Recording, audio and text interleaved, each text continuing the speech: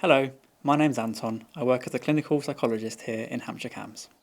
Guilt is a common concept to most parents where they can often describe feeling they are not doing enough for their child.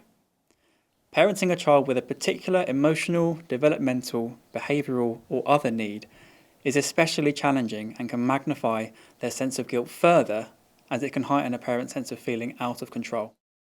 So what is guilt? Guilt is the feeling of worry or unhappiness that you have because you've done something wrong, such as causing harm to another person. Feelings of guilt are heightened when we feel we have broken our moral standards. Although guilt can often be triggered when thinking about past events, worrying can make people feel guilty about situations that haven't even happened yet. This is known as anticipatory guilt, and it is surprisingly common. So what is the link between responsibility and guilt? Challenges with feelings of responsibility can bring lots of difficult feelings and thoughts for parents. Many parents can feel responsible for their child's difficulties, which can evoke feelings of upset, regret, and an overall sense of guilt for the parent's day-to-day.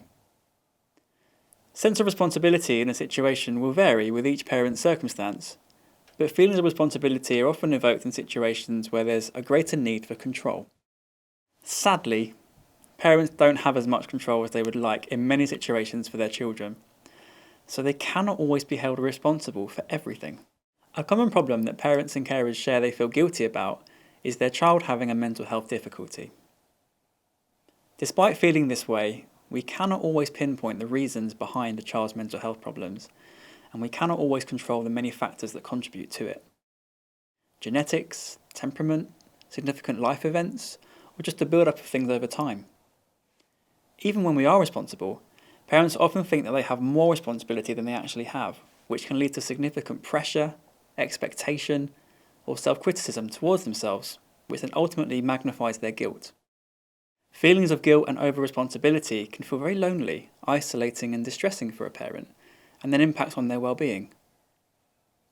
Think back. Can you think of times where you felt over-responsible for something as a parent? How'd that make you feel? How helpful was that for you? So how can you cope with guilt and responsibility? Under normal circumstances, when someone feels guilty for something they've done, there are actions that can be taken to try to repair that harm, such as apologising or alleviating that distress caused to the other person. But when it comes to feeling guilty for not being a good enough parent for your child's mental health difficulties, a different approach may be needed. The first thing you can do is notice your guilty thoughts and notice the situations that have led to those guilty thoughts. Those feelings of guilt and over-responsibility are often driven by guilty thoughts. So trying to identify these thoughts and situations that drive them is often the first step to overcoming them. Some examples of those guilty thoughts often follow I should or shouldn't, if only, or I am statements. And here are a few examples of those. See if you can relate to them. I shouldn't have got so angry. I should have managed the situation better. I should have remembered to organise that. I should be spending more time with my child. If only I'd helped them with their homework. I'm a bad parent. I'm a failure. If only I'd thought to do that before. These are all powerful thoughts, and they can often lead to us feeling guilty, sad, or worried, and then impact what we do. We might spend time dwelling on guilty thoughts, withdraw from other people, maybe stop engaging in activities that are important to us, or even getting tasks done. This then makes us feel more negative, more guilty, and that sense of over-responsibility just increases. It's a vicious cycle of guilt. Another helpful strategy to look at are your rules, shoulds and musts. Have a think, are they really reasonable? Is it humanly possible to be a good parent all the time, to fix your child's problems? Or are you trying your best under very difficult circumstances? You can work out if your rules, your shoulds or musts, are reasonable by talking to other parents whose children are in the same situation as yours. Even better than having rules, those shoulds or should nots, is to think about guidelines.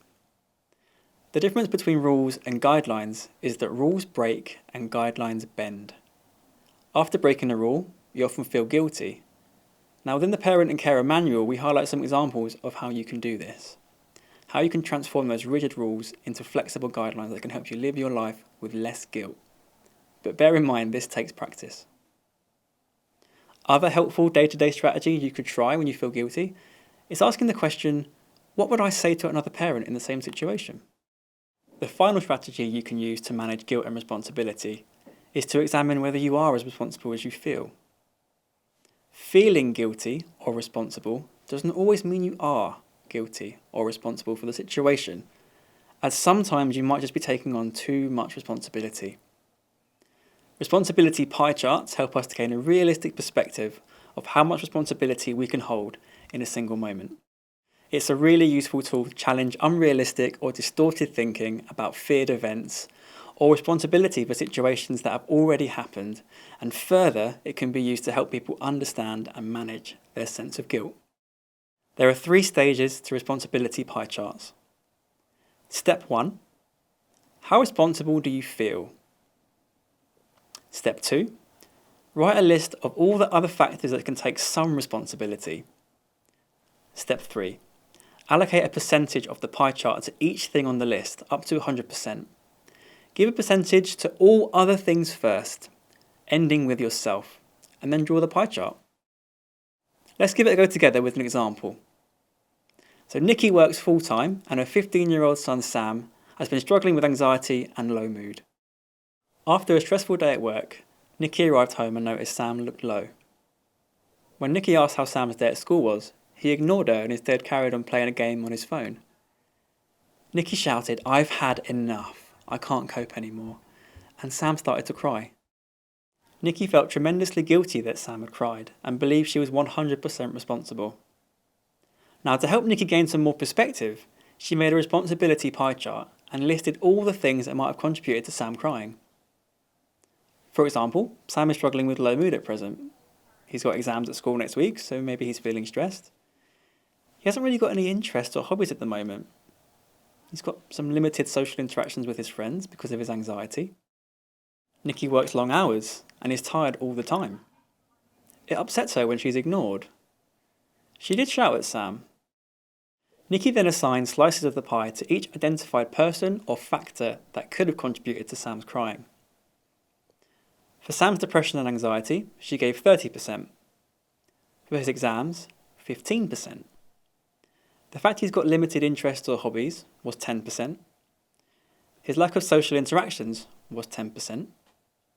Nikki working long hours and the associated tiredness was 15%. And that left Nikki shouting at Sam 20%. By completing this responsibility pie chart, Nikki could see that she was not 100% responsible for Sam's crying. And this enabled Nikki to see the bigger picture and disrupt that cycle of guilt and self-blame. Now, this responsibility pie chart is not designed to always reduce guilt. Sometimes it's healthy to feel guilty about what you've done.